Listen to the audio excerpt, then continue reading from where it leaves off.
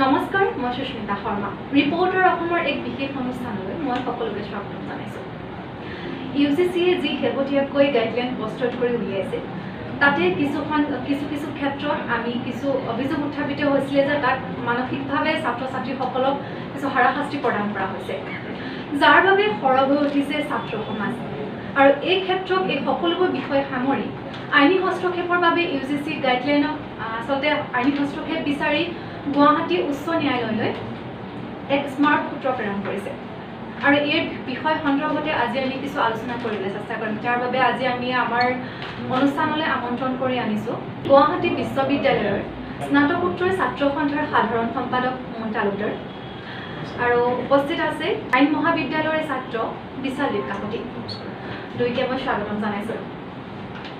পোনপ্ৰথমে মই আপোনালোক দুইকে সুধিব বিচাৰিছোঁ, যিহেতু ইউজিচিয়ে যি শেহতীয়াকৈ গাইডলাইন প্ৰস্তুত কৰি উলিয়াইছিলে তাৰ ক্ষেত্ৰত আমি ইতিমধ্যে কৈছোঁৱে যে তাত অভিযোগ উত্থাপিত হৈছে যে বহু ক্ষেত্ৰত মানসিক হাৰাশাস্তি প্ৰদান কৰিছে, আৰু তাৰ সন্দৰ্ভত আপোনালোকে আইনী হস্তক্ষেপ বিচাৰি উচ্চ ন্যায়ালয়লৈ আপোনালোকে স্মাৰক পত্ৰ প্ৰেৰণ কৰিছে। আৰু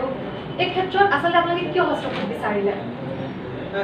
প্ৰথম কথা হ'ল যে বিশ্ববিদ্যালয় অনুদান আয়োগে যোৱা মাৰ্চ মাহৰ পৰাই ছাত্ৰ ছাত্ৰীৰ জীৱনক লৈ হেতালি খেলিছে। সময়ে সময়ে কিছুমান অযুক্তিকৰ গাইডলাইন প্ৰকাশ কৰি ছাত্ৰ ছাত্ৰীক মানসিক শাস্তি দিছে। তেওঁলোকে শ্ৰেণী কোঠা কেতিয়া আৰম্ভ হ'ব তাক স্পষ্ট নিৰ্দেশনা নাই, কিন্তু ছেপ্টেম্বৰৰ শেষত যে পৰীক্ষা পাতিব লাগিব, পৰীক্ষাৰ সময়ত ছ'চিয়েল ডিষ্টেন্স মেইনটেইন কৰিব লাগিব, পৰীক্ষাৰ সময়ত হেণ্ড চেনিটাইজাৰ ৰাখিব লাগিব, সেই কথাটো উল্লেখ কৰিছে, যিয়ে ছাত্ৰ সমাজে তীব্ৰ বিৰোধিতা কৰিছোঁ। আপুনি চাওক, যি ইউজিচিয়ে কয় যে ৭৫% পাঠদান কৰিলেহে পৰীক্ষা দিব পাৰিব, সেই ইউজিচিয়ে আকৌ ২৫% পাঠদান কৰি তেওঁলোকে ১০০% পৰীক্ষা পাতিব বিচাৰে, যি আমি তীব্ৰ বিৰোধিতা কৰিছোঁ। আৰু ইতিমধ্যে মহামান্য উচ্চতম ন্যায়ালয়ত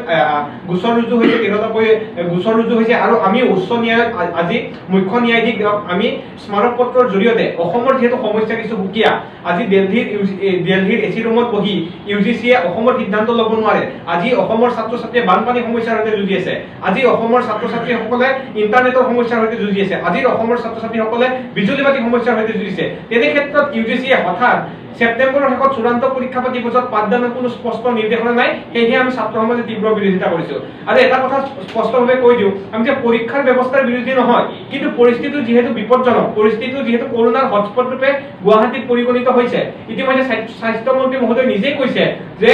আগষ্ট মাহত কৰোনা সংক্ৰমণ বৃদ্ধি পাব। তেনে ক্ষেত্ৰত এইসমূহ বিষয় বিশ্লেষণ নকৰাকৈ হঠাৎ অসমত ছেপ্টেম্বৰ মাহত চূড়ান্ত পৰীক্ষা পতাটো সম্ভৱ নহয়। সেইবাবে মহামান্য উচ্চতম ন্যায়ালয়ক আমি আবেদন জনাইছোঁ, আমি স্মাৰক পত্ৰৰ জৰিয়তে অৱগত কৰিছোঁ বিষয়টো, যে অসমৰ ছাত্ৰ ছাত্ৰীসকলৰ কথা সুকীয়াকৈ ভাবিব লাগে। যিহেতু ইতিমধ্যে পাঞ্জাৱ আৰু হাৰিয়ানাত তেওঁলোকৰ চৰকাৰ, তেওঁলোকৰ উচ্চতম ন্যায়ালয়ে বিষয়সমূহ সুকীয়াকৈ বিশ্লেষণ কৰিছে। অসমৰ ক্ষেত্ৰতো আমি বিচাৰিছোঁ অসমৰ ছাত্ৰ ছাত্ৰীসকলৰ শৈক্ষিক ভৱিষ্যত সুনিশ্চিত হ'ব লাগে, আৰু ছেপ্টেম্বৰ মাহত সকলো ছাত্ৰ ছাত্ৰীকে যাতে উত্তীৰ্ণ কৰি দিয়ে, যে তেওঁলোকৰ এছাইনমেণ্ট হওক, ছেমিনাৰ হওক বা পূৰ্বৰ ছেমিষ্টাৰৰ নম্বৰৰ ভিত্তিত পাছ কৰি দিব লাগে। আৰু যিসকল ছাত্ৰ ছাত্ৰীয়ে ভাবে যে আমি ইয়াতকৈ ভাল নম্বৰ কৰিব পাৰিম, পৰিস্থিতি ভাল হোৱাৰ পিছত তেওঁলোকক পিছত এটা পৰীক্ষা অনুষ্ঠিত কৰিব লাগে। আপুনি যিহেতু কৈছে যে ভৱিষ্যতৰ অসমৰ যি ছাত্ৰ ছাত্ৰী তেওঁলোকৰ শৈক্ষিক ভৱিষ্যতটো আচলতে ভাল হ'ব লাগে, এই ক্ষেত্ৰত সঁচাকৈ ভাল হ'ব বুলি ভাবে জানো আপুনি? যে যিসকল ভৱিষ্যত আমাৰ আচলতে ভৱিষ্যত প্ৰজন্ম বুলিয়ে ক'ব লাগিব ছাত্ৰ ছাত্ৰীসকলক, বিশ্ববিদ্যালয় হওক বা মহাবিদ্যালয়, তেওঁলোকৰ ভৱিষ্যতটো কি হ'ব? এতিয়া যিটো ব্যৱস্থা হৈ আছে, এই ব্যৱস্থাত যদি ইউজিচিয়ে চলায় ভৱিষ্যত অন্ধকাৰ, সেই কথা স্পষ্ট। আজিৰ তাৰিখত পাঠদান নোহোৱাকৈ যদি ছাত্ৰ ছাত্ৰীয়ে পৰীক্ষা দিব যায়, পৰীক্ষাত অৱতীৰ্ণ হ'ব অৰ্থাৎ ফেইল কৰিব,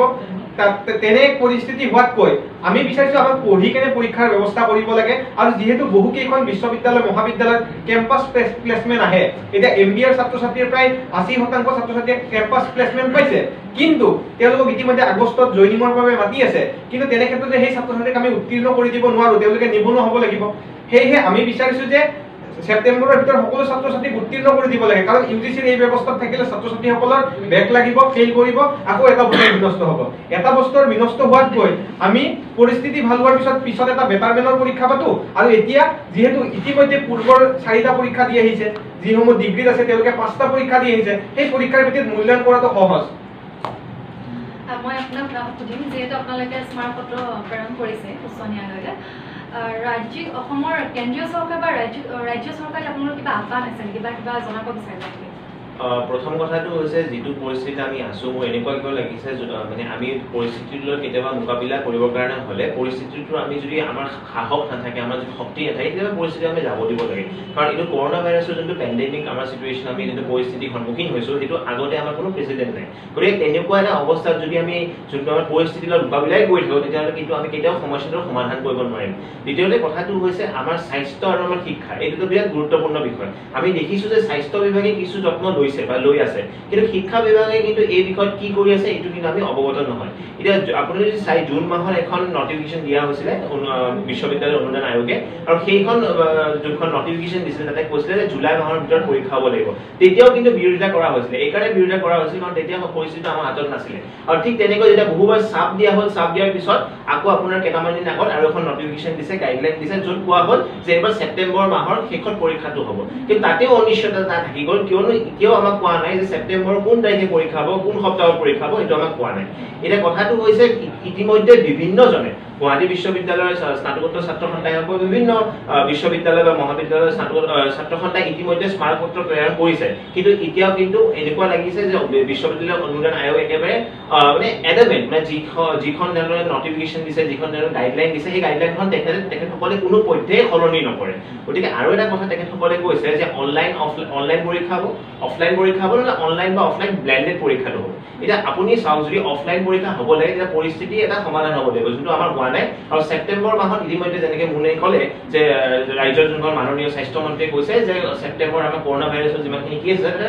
স্পাইক এটা হ'ব তো তেনে পৰিস্থিতি আমি কেনেকৈ অনলাইন বা অফলাইন পৰীক্ষাটো দিম অনলাইন পৰীক্ষাৰ ক্ষেত্ৰত আপোনালোকে চাব এতিয়াও যদি আমি চাওঁ এতিয়াও যদি আমি নেটত ব্যৱহাৰ কৰোঁ বিভিন্ন এপ ব্যৱহাৰ কৰোঁ এনেকৈ গোলকৈ ঘূৰি থাকে যোনটো আমি বাফাৰিং বুলি কওঁ সেই বাফাৰিং যেতিয়া চলি থাকে আমি কেনেকৈ ক্লাছ কৰিম কি বুজিছে আধা কথা বুজো আধা কথা নুবুজো ৩ নম্বৰ কথাটো হৈছে যেতিয়া আমাক 16 বা 15 মাৰ্চত যেতিয়া কৈ দিয়া হৈছিল যে শিক্ষা অনুষ্ঠানবিলাক বন্ধ কৰি দিয়া হ'ব ছাত্ৰ ছাত্ৰীসকলে নিজৰ লেপটপ কিতাপ চব হোষ্টেলত থৈ কিনে দৌৰা-দৌৰিৰে ঘৰত গুচি যাব লগা পৰিস্থিতি হৈছিলে তো তেনে স্থলত এতিয়াও কিন্তু সেই কিতাপ সেই লেপটপ আনিব পৰা সুবিধাখন দিয়া হোৱা নাই গতিকে তেনে স্থলত তেওঁলোকে পঢ়িব পৰা নাই গতিকে যদি পঢ়িব নোৱাৰে যদি আমাৰ ক্লাছ নহয় আৰু অসমৰ ক্ষেত্ৰত কি হয় চাব ভাৰতত যদিও আমি ডিজিটেল ইণ্ডিয়াৰ কথা কওঁ আমি ইণ্টাৰনেট ইনফ্ৰাষ্ট্ৰাকচাৰৰ কথা কওঁ তথাপি কিন্তু আমাৰ ইণ্টাৰনেট বা ডিজিটেল ইণ্ডিয়া বা ইনফ্ৰাষ্ট্ৰাকচাৰ ইমান ষ্ট্ৰং নহয় যাৰ ফলত অসমত ইতিমধ্যে 2জন ছাত্ৰই কিন্তু আত্মহত্যাও কৰিছে কিয়নো সেই অনলাইন ক্লাছবোৰ কৰিব পৰা নাই গতিকে আমাৰ অনলাইন ক্লাছো কৰিব পৰা নাই অফলাইন ক্লাছ কৰি যোৱাটো সম্ভৱেই হোৱা নাই তেনে স্থলত কেনেকৈ পৰীক্ষা পাতিব এইটো এটা খুব মানে কনফিউজন বিৰাট মানে কনফিউজন ক্ৰিয়েট কৰিছে আৰু সেইকাৰণে আজি উপায়বিহীন হৈ আমি গুৱাহাটী উচ্চ ন্যায়ালয়খন স্মাৰকপত্ৰ প্ৰেৰণ কৰিছোঁ আৰু তাতে আমি খুব ধুনীয়াকৈ গোটেইবোৰ কাৰণ দি দিছোঁ যে কি কাৰণ আমি এইবাৰৰ কাৰণে পৰীক্ষা বিৰোধিতা কৰিছোঁ আমি পৰীক্ষাৰ পৰিপন্থী নহয় আমি এতিয়া আপুনি যদি চাই ইতিমধ্যে ছাত্ৰ ছাত্ৰীসকলে প্ৰত্যেক বছৰে প্ৰত্যেকটা ষান্মাসিকৰ পৰীক্ষা দি আহিছে এইবাৰ কিয় নিদিওঁ বুলি কৈছে এইটো মই বিশ্ববিদ্যালয় অনুদান আয়োগক এবাৰ ভাবি চাবলৈ অনুৰোধ জনাইছোঁ আৰু কিয়নো বিশ্ববিদ্যালয় অনুদান আয়োগৰ যদি ছাত্ৰ ছাত্ৰীৰ কথা সকলো কথাই নাভাবে তেখেতক তাৰ কথা ভাবিব আৰু লগতে মই আপোনাৰ চেনেলটোৰ থ্ৰুদি অনুৰোধ জনাব বিচাৰিছোঁ ছাত্ৰ ছাত্ৰীয়ে নহয় যিসকল শিক্ষক শিক্ষয়িত্ৰী আছে যিসকল শিক্ষক শিক্ষয়িত্ৰীৰ অনুষ্ঠান আছে এছ'চিয়েশ্যন আছে তেখেতসকলকো বিনম্ৰভাৱে অনুৰোধ কৰিছোঁ যে আপোনালোকেও মাত মাতক ছাত্ৰ ছাত্ৰীৰ হকে মাত মাতক যাতে কোনো ছাত্ৰ ছাত্ৰীয়ে মানসিক হেঁচা মানসিক চাপ এইবোৰ লৈ কেনে যাতে আত্মহত্যা নকৰে আৰু লগতে আৰু এটা খুব গুৰুত্বপূৰ্ণ কথা যে ছাত্ৰ ছাত্ৰীসকলৰ যোনটো একাডেমিক কেয়াৰ সেই যাতে একাডেমিক কেয়াৰটো নষ্ট নহয় নিশ্চয়কৈ আৰু আপোনালোকে যিহেতু নিজেই আপোনালোকে ছাত্ৰ সমাজে আচলতে স্মাৰকপত্ৰ প্ৰেৰণ কৰিছে এই ক্ষেত্ৰত বিশ্ববিদ্যালয় কৰ্তৃপক্ষৰ পৰা আপোনালোকক সঁহাৰি কেনেকুৱা ধৰণৰ কি জনাইছে আপোনালোকক চাওক বিশ্ববিদ্যালয় কৰ্তৃপক্ষৰ এটা ক্ৰাইটেৰিয়া থাকে তেওঁলোকৰ এটা সীমাবদ্ধতা থাকে কাৰণ ইউজিচিৰ কথাসমূহক যদি তেওঁলোকে বিৰোধিতা কৰিবলৈ যায় তেনেহ'লে ইউজিচিৰ এফিলিয়েশ্যনটো কটা যাব আৰু ইউজিচি এটা ছাত্ৰ ছাত্ৰীসকলৰ যিটো শৈক্ষিক ভৱিষ্যত বিদ্যায়তনে দিশটো সুনিশ্চিত কৰিবলৈ গৈ তাতে ৰাজনৈতিক মেলপাছো আছে আৰু যাৰ বাবে ইউজিচিৰ যিসমূহ ফাণ্ড আহে বিশ্ববিদ্যালয় উন্নয়ন আয়োগৰ যি পুঁজি আহে পুঁজি বন্ধ হোৱাৰ ভয়ত বহু বিশ্ববিদ্যালয় এতিয়া ইউজিচিৰ কথা সমৰ্থন কৰিছে কিন্তু আমি বিশ্ববিদ্যালয় কৰ্তৃপক্ষক অনুৰোধ জনাইছোঁ যে তেওঁলোকে ছাত্ৰ ছাত্ৰীৰ পক্ষত থিয় দিয়ক ছাত্ৰ ছাত্ৰীসকলৰ সমস্যাৰ বুজ লওক কাৰণ আজিৰ তাৰিখত বহু ছাত্ৰ ছাত্ৰী আছে যাৰ ঘৰত এতিয়া পানী হৈছে যাৰ ঘৰত ইণ্টাৰনেট নাই বিজুলী বাতি নাই সেইসকল ছাত্ৰ ছাত্ৰীসকলৰ কি হ'ব আজি ইণ্টাৰ ডিষ্ট্ৰিক্ট কমিউনিকেশ্যন বন্ধ আজি কেৱল অসমৰ ছাত্ৰ ছাত্ৰীয়ে এই বিশ্ববিদ্যালয় মহাবিদ্যালয়ত নপঢ়ে মণিপুৰ নাগালেণ্ডৰ আছে তেনে ক্ষেত্ৰত তেওঁলোকে অনলাইন ক্লাছটো সম্পূৰ্ণৰূপে বিফল হৈছে তেনে ক্ষেত্ৰত অনলাইন পৰীক্ষা পতাটো কোনো কাৰণে সম্ভৱ নহয় সেয়েহে আজিৰ তাৰিখত সকলো বিশ্ববিদ্যালয় কৰ্তৃপক্ষ শিক্ষক সন্থাক ছাত্ৰ ছাত্ৰীসকলৰ পক্ষত থিয় দি ছাত্ৰ ছাত্ৰীসকলৰ সমস্যাৰ হকে মাত দিবলৈ অনুৰোধ জনাইছোঁ কাৰণ বিশ্ববিদ্যালয় অনুদান আয়োগে যি সিদ্ধান্ত লৈছে তাত কোনো ছাত্ৰ প্ৰতিনিধি নাই আমি কোৱা নাই যে ইউজিচি সম্পূৰ্ণ ভুল বা তেওঁলোকে অযোগ্য, কিন্তু এটা কথা স্পষ্ট, যদি আজি লেবাৰ ইউনিয়নৰ কথা পাতে তেতিয়া লেবাৰসকল থাকে, আজি ডক্টৰক লৈ যদি কিবা সিদ্ধান্ত ডক্টৰসকল থাকিব, কিন্তু ইউজিচিয়ে ছাত্ৰ ছাত্ৰীসকললৈ সিদ্ধান্ত লৈছে কিন্তু দেশৰ এজনো ছাত্ৰ ছাত্ৰী নাই। তেনে ক্ষেত্ৰত ইউজিচিৰ যি হতবাৰী সিদ্ধান্ত আজি সমগ্ৰ দেশতে ইয়াৰ বিৰোধিতা কৰা পৰিলক্ষিত হৈছে। ইতিমধ্যে সুপ্ৰিম কোৰ্টত 13খনকৈ লেখ আবেদন কৰিছে, ইতিমধ্যে তাৰ আজি হিয়াৰিং আছে 27 তাৰিখে, আৰু আমি উচ্চতম ন্যায়ালয়ৰ ওপৰত আশাবাদী যে এই ইউজিচিৰ হতবাৰী সিদ্ধান্তৰ বিৰুদ্ধে ছাত্ৰ ছাত্ৰীসকলক ন্যায় প্ৰদান কৰিব আৰু ন্যায়ৰ বাবে আমি যুঁজি যাম। আৰু আমি যিহেতু আজি মহামান্য উচ্চ ন্যায়ালয়ৰ মুখ্য ন্যায়াধীশক আমি স্মাৰক পত্ৰ দিছো, তেওঁৰ ওপৰত আমি আশাবাদী এই বিষয়টোৰ ওপৰত আইনী হস্তক্ষেপ কৰি, কাৰণ চৰকাৰখনে এতিয়ালৈকে শিক্ষাৰ ক্ষেত্ৰত বিশেষ গুৰুত্ব আৰোপ কৰা নাই। চৰকাৰখনে শিক্ষাৰ ক্ষেত্ৰত কি হ'ব, ছাত্ৰ ছাত্ৰীসকলৰ বিদ্যায়তনী দিশটো কি হ'ব, এই বিষয়টো এটা বিশেষভাৱে চিন্তা কৰাৰ প্ৰয়োজন আজিৰ তাৰিখত আছে। মই আপোনাক সেইটোৱে সুধিব বিচাৰিছিলোঁ, যিহেতু আমাৰ চৰকাৰখনৰ শিক্ষাৰ ক্ষেত্ৰত আমি দেখা নাই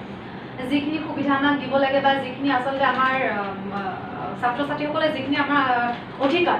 বুলিয়ে ক'ব লাগিব, যিখিনি অধিকাৰ আচলতে পাব লাগে বিশ্ববিদ্যালয় হওক বা বিদ্যালয়সমূহে হওক নতুবা মহাবিদ্যালয়সমূহ, সেই অধিকাৰসমূহ বা বহুত দূৰত আচলতে মানে আধাখিনিতে বঞ্চিত হ'বলগীয়া হৈছে।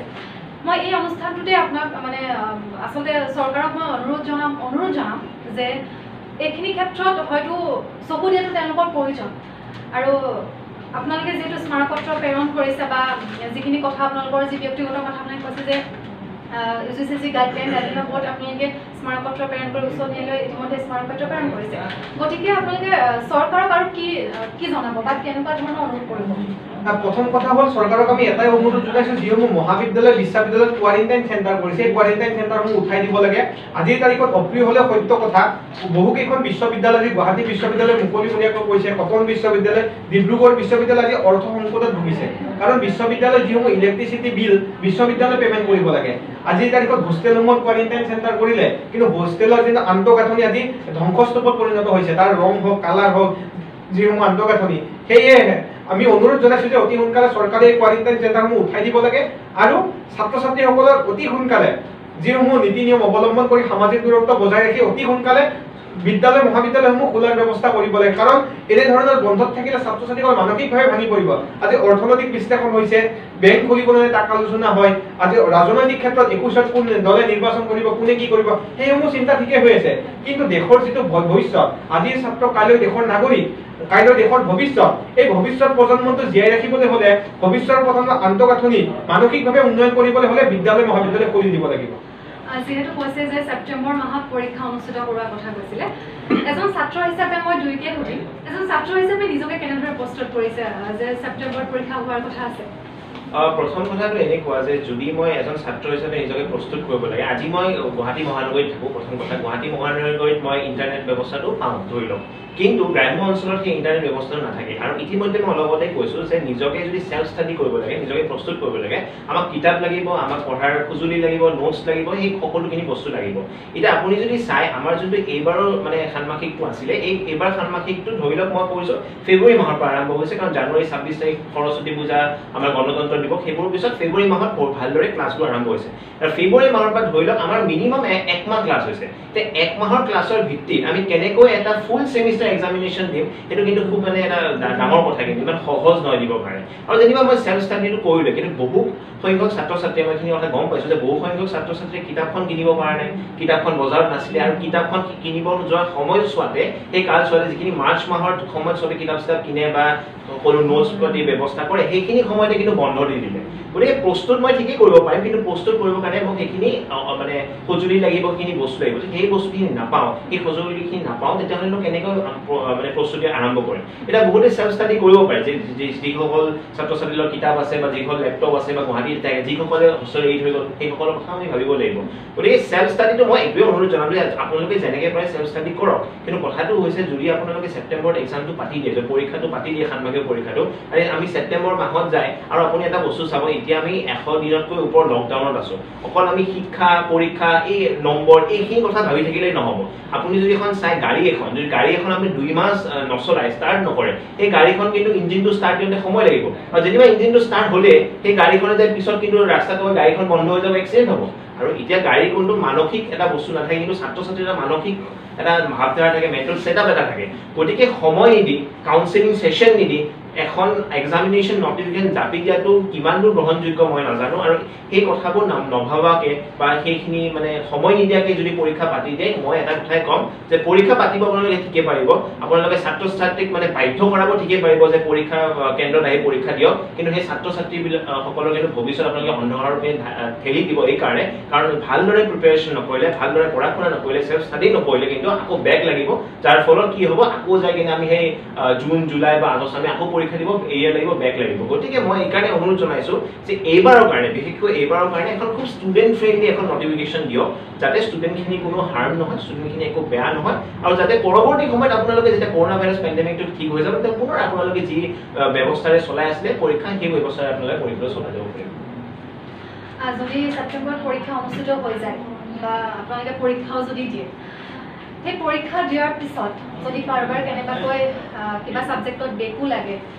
এটা বছৰ চাবলৈ গ'লে এনেই লোকচান হৈ যাব যিহেতু এইটো বছৰ এনেই লোকচান হৈছে কৰোনাৰ কাৰণে সকলোৱে আচলতে নিজক প্ৰস্তুত কৰিছিল যদিও ভালদৰে প্ৰস্তুত কৰিব পৰা নাই যদি কেনেবাকৈ পাছো হৈ যায় আচলতে জবৰদস্তি পাছ কৰা নিচিনা হ'ব এইটো সেই চাৰ্টিফিকেটখন যেতিয়া আপোনালোকে পাব আপোনালোকে নিজৰ মনৰ পৰা গ্ৰহণ কৰিব পাৰিবনে চাওক কথাটো এতিয়া দুই ধৰণে চিন্তা কৰিব লাগিব এটা কথা হৈছে আমি নপঢ়াকে চাৰ্টিফিকেট দিব নেকি আমি নপঢ়াকে চাৰ্টিফিকেট খোজা নাই এছাইনমেণ্ট আৰু আগৰ সেমিষ্টাৰৰ মাৰ্কৰ ওপৰত বিচাৰিছো আৰু যিখন চাৰ্টিফিকেটৰ ভেলু বুলি কৈছে সেই চাৰ্টিফিকেটখনৰ ভেলু কিমান নাজানো কিন্তু কৰোনা ভাইৰাছৰ বাবে যদি পৰীক্ষা দিব সেই কোনোবা এখন ডেথ চাৰ্টিফিকেট পায় তাৰ মূল্য কিন্তু যথেষ্ট হ'ব পিতৃ মাতৃ যদি এজন উদীয়মান যুৱক যদি 22-23 বছৰত পৰীক্ষা দিবলৈ কৰোনা ভাইৰাছত আক্ৰান্ত হৈ মৃত্যু হয় সেই ডেথ চাৰ্টিফিকেটৰ মূল্য সেই পিতৃ মাতৃহে জানিব আৰু দ্বিতীয় কথাটো হ'ল যে আমি এনেই এখন চাৰ্টিফিকেট বিচৰা নাই বোলে নপঢ়াকৈ নহয় আগৰ সেমিষ্টাৰৰ মাৰ্কৰ এছাইনমেণ্ট আৰু এই সেলফ ষ্টাডিৰ যিটো কথাটো হয় যদি সেলফ ষ্টাডিয়ে কৰিবলগীয়া হয় শিক্ষকসকলক ইমান লাখ লাখ টকা দৰমহা দি ৰাখাৰ প্ৰয়োজনীয়তা কি শিক্ষকসকলে যে মাহত 1 লাখ 1.5 লাখ টকা পায় তেওঁলোকে ছাত্ৰ ছাত্ৰীসকলক কি দিছে এটা ইউজিচিয়ে তেওঁলোকে